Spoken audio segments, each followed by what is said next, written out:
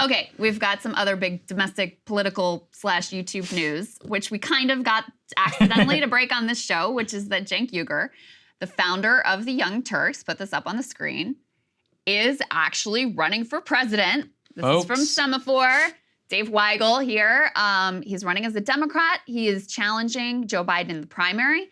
Now with RFK Jr. exiting that primary and running as an independent, that leaves Cenk and Marianne Williamson as Joe Biden's two opponents.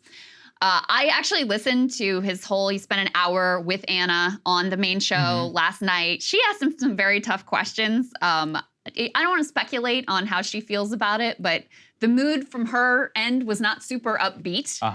Because, you know, she lived through like his congressional run, which was very difficult on him. And the way the media treated him was extremely ugly. They dug, of course, as you know, they dug up everything they possibly could that he's ever said over his long career, being a commentator, et cetera. It was not pretty. I'm sure it was very difficult for her as well.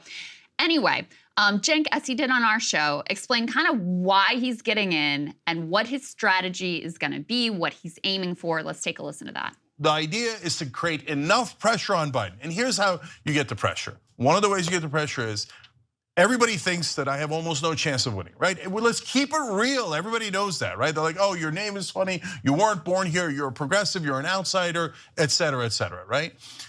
If I get to 20 or 25, panic sets in. There's no question panic sets in because there's two things that happen there. One, the other candidates go, well, Biden is enormously weak, right? Number two is Biden begins to realize the handwriting's on the wall. If this Cenk Uygur, who he probably can't pronounce, has gotten to 25, the handwriting's on the wall, he's gotta go. And by the way, Anna, the reason why this is realistic is because there are a lot of people in Washington, inside the establishment, that are trying to get Joe Biden to drop out. We need to help them. We need to create that pressure. So few things that I'll say. First of all, let me just say, I like Cenk. On a personal level, I've known Cenk for a long time. We actually overlapped at MSNBC, so we go back that far. He's never been like a close friend, but he basically gave Kyle his start. He really helped us out at the beginning. So I just want people to know, like, I have a lot of affection for Cenk Uygur. And I think in terms of independent media, whatever you think of his political ideology, he's a true believer in the power of independent media and a fierce critic of corporate media, you know, going back a very long time. So let me put that out. Do I think that this is going to be successful? I mean, no, I don't. And I'm sad to say, like, I think that the launching, especially right now with the news moment that we're in, he's likely to get very little attention. The attention he does get is going to be some mix of like scorn. It's going to be very dismissive. They'll once again dig up like, you know, all of the things that he said over the years, which taken out of context and even sometimes in context sound really terrible, which he dealt with during the congressional campaign. You know, he did run for Congress. It was not successful.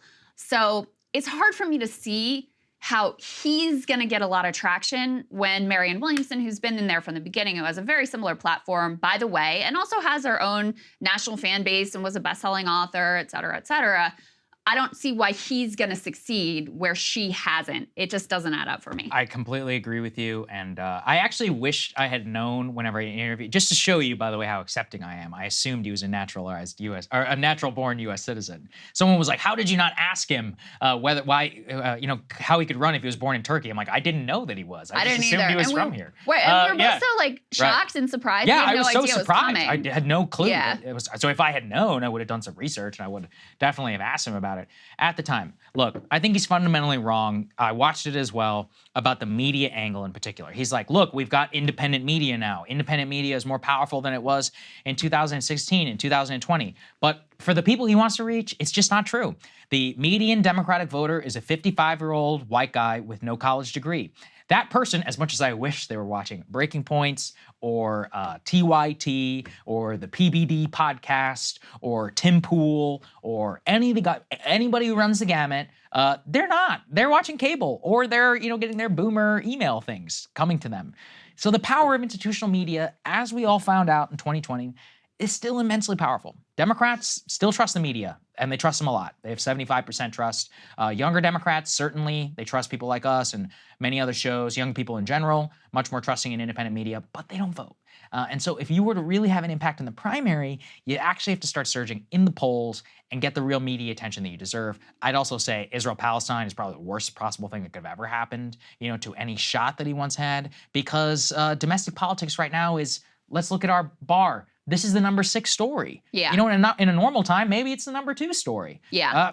That's the truth. We have freaking wars that we have to contend with, and there's only a certain amount of attention. So even the limited bump that he might have seen from media, it's not going to be the same. We, of course, are going to cover it, but CNN's not going to cover it, Yeah. And the MSNBC, those are the people he really needs on his side. On the natural-born citizen piece, now he has a theory based in case law That's a whole other of how the Constitution was amended in a way that should grant the same rights to naturalized citizens as natural-born citizens, which, by the way, I agree that's how it should be. I have no idea whether the courts would actually find it to be that way. I mean, the text of the Constitution is quite clear, just like on its face, about how this would all work out. So that's an additional obstacle that he will have to overcome. So anyway, interesting development. Cenk he's certainly not going to be shy about his views. I know he's going to do everything he can to get himself and his message out there. And, he's really leading with this is the other place where I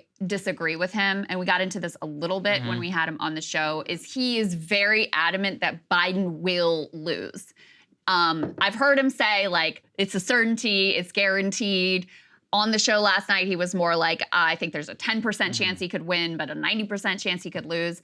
I just don't have that level of certainty about any. I mean, I certainly think he could lose. I certainly think he's historically weak. But I also think Trump is extremely weak. I mean, this man is facing a bunch of criminal charges and indictments, and we've seen what a psycho he is, and he lost to Joe Biden before. You're right. So to say, Biden has 0 chance or even a 10% chance, he's an incumbent president. He's got a decent shot at winning again. So even his analysis of why he's jumping into the race, I'm not fully on board with. I agree. I think it's a toss-up. I think it's 50-50 right now. I think that's both about sides right. both could easily win, and both could easily lose. And anybody who doesn't grapple with that reality is really not living in it right. Hey guys, if you like that video, go to breakingpoints.com, become a premium subscriber, and help us build the best independent media organization on the planet. That's right. We're subscriber funded. We're building something new. We want to replace these failing mainstream media organizations. So again, to subscribe, it's breakingpoints.com.